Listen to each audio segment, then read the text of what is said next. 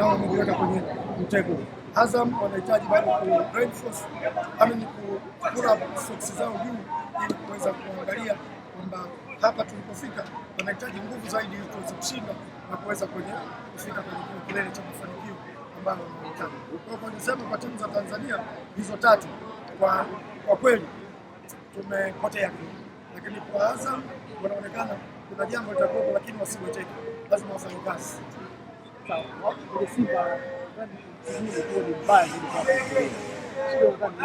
Nilishasema kwamba uongozi upande wa mwekezaji hawataki kukubali, na hii inatoa utaniwai, lakini bado nataka nipate muda mzuri kuwafahamisha watu kwamba tufikie sehemu lazima tuseme kwamba hapa panatosha.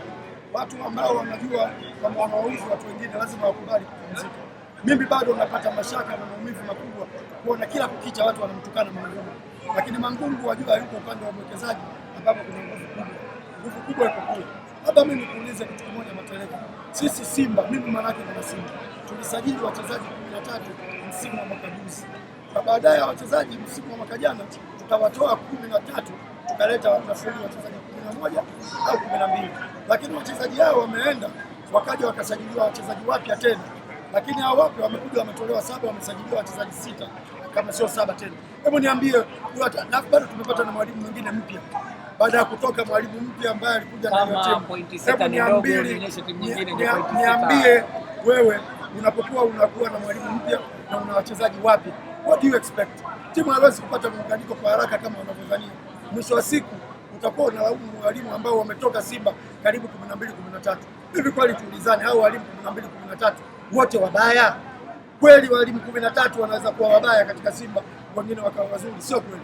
Tatizo liko kwa viongozi ambao wanaleta hao wachezaji. Wenzao Ulaya kuna watu wanafanya scouting ya wachezaji ili waende, lakini wao ndio wamekuwa kama vile chama ambacho Nyerere alikataa zamani cha Zanzibar kilikuwa kinaitwa hizi. Wao ndio mawakili, wao ndio wanakushtaki, wao ndio wanafanya kila wanakufunga. Haiwezekani. Tufikie sehemu kama kiongozi, kaeni viongozi, napeni watu wenye nafasi za kusajili wachezaji wa maana kwa wasajili. Leo hii tumesajili wachezaji wapya wanaenda kutufundisha magoli. Sasa hiyo Simba gani? Hii ni matatizo ya uongozi, sio Mangungu kama ambavyo nadhani. Mangungu ni daraja la kupita kutokana na maovu ya Hii ni Pati Gazeti, mchezo kamili mtautoa Dar es Salaam siku mbili hizi kuhusu Simba.